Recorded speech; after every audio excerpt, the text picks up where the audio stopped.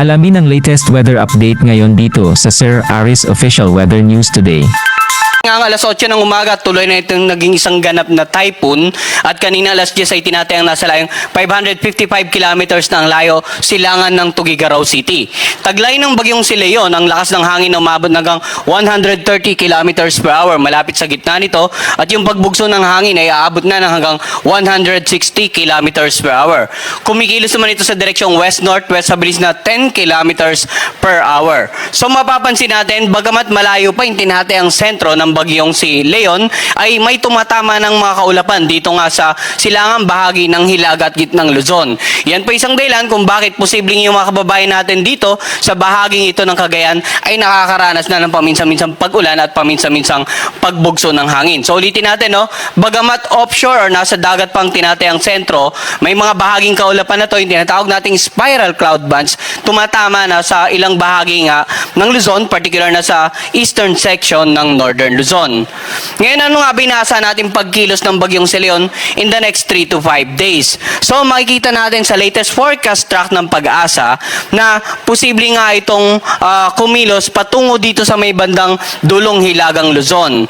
Inaasahan natin na magiging malapit ang sentro nito dito sa may bandang Batanes sa pagitan ng Huwebes ng umaga hanggang tanghali. So, yung sentro po ang pinag-uusapan natin, yung pinakamalapit dito sa may bandang Batanes. Pero hindi rin natin nirurule out yung posibleng landfall or close approach dito sa may bandang Batanes. So ulitin natin, bakit natin hindi nirurule out yung landfall? Titingnan natin yung center track, mapapansin natin na halos dito sa may mga dagat sa pagitan ng Batanes Group of Island, tatama yung center track. Pero kung titingnan din natin yung area of probability, nagpapakita ng mga posibleng senaryo na ang sentro ng bagyong si Leon ay kumilos ng mas malayo dito sa pinoproject nating center track. So, ano nga ba yung ibig nating sabihin nito? Dapat handa yung mga kababayan natin, hindi lamang dito sa Batanes or Babuyan, kundi sa mga ilang bahagi ng Cagayan area sa possible landfall scenario. At generally, lahat po ng mga lugar na may warning signal na babanggitin natin mamaya, ay dapat maging handa sa paparating na bagyong si Leon. Ang bagyong si Leon ay inaasahan natin na posible pang lumakas habang patuloy na lumalapit dito sa may bandang dulong Hilagang Luzon. At inaasahan natin na sa darating na Huwebes ng gabi o Biyernes ng gabi, posible naman itong tuluyan ang lumabas sa northern boundary ng ating area of responsibility. Ngayon, yung lakas nito, posibleng matamo nito, yung peak intensity nito habang lumalapit nga dito sa may bandang dulong Hilagang Luzon. So, yung projection natin ng warning signal na ipapakita ko ngayon, maaaring madagdagan pa sa mga susunod na weather bulletin issuance. Sa ngayon, base sa senaryo or sa mga datos na nakalap natin ngayong umaga, meron tayong warning signal number 2 nakataas dito sa areas na naka-highlight ng dilaw. Sa may bandang Batanes, Babuyan Island, dito sa silangang bahagi ng mainland Cagayan, at sa hilagang silangang bahagi ng Isabela. Pag sinabi nating warning signal number 2, masungit na panahon, maalon hanggang sa napakaalong mga karagatan. Yung mga pag-ulan, pwedeng magdulot ng mga pagbaha sa low-lying areas. Pwedeng magdulot ng mga pagbaha sa mga areas na malapit sa gilid ng ilog dahil pwedeng tumaas yung mga level ng tubig. Pwede ring magdulot ng mga pagguho ng lupa sa mga areas na nasa paanan ng bundok. Lalong-lalo po kung sa inyong obserbasyon ay ilang araw nang nag-uulan sa inyong lugar.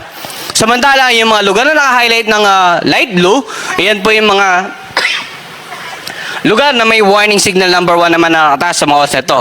Natitirang bahagi ng Cagayan, natitirang bahagi ng Isabela, sa lalawigan ng Quirino, Nueva Vizcaya, Apayao, Kalinga, ganun din sa Abra, Mountain Province, Ifugao, Benguet, sa Ilocos Norte at Ilocos Sur. Warning signal number 1 din po. La Union, Aurora, northern portion ng Quezon kasama nga itong Pulilo Island. Warning signal number 1 din dito sa may bandang Camarines Norte, sa silangang bahagi ng Camarines Sur, sa Catanduanes, sa eastern portion ng Albay at sa northeastern portion ng Sorsogon. Pag sinabi naman natin may warning signal number 1, posibleng makaranas po ng mga pag-ulan at paminsan-minsan pagbugso ng hangin. Ngayon yung mga kababayan natin dito sa kanlurang bahagi ng mga lugar na may warning signal, baka nagtataka, bakit tayo may warning signal pero wala pa tayong nararanasang sama ng panahon? Karaniwan po, yung mga lugar na mas malapit sa pag-ikot ng mga ulap ng bagyo, yun ang initially nakakaranas ng immediate impact in terms of ulan at hangin. Ngayon, pinakita natin kanina sa satellite image, habang lumalapit yung bagyong yon, dahan-dahan ding mag-escalate o mas lalawak pa yung mga lugar na posibleng makaranas na mga pag-ulan at pagbugso ng hangin.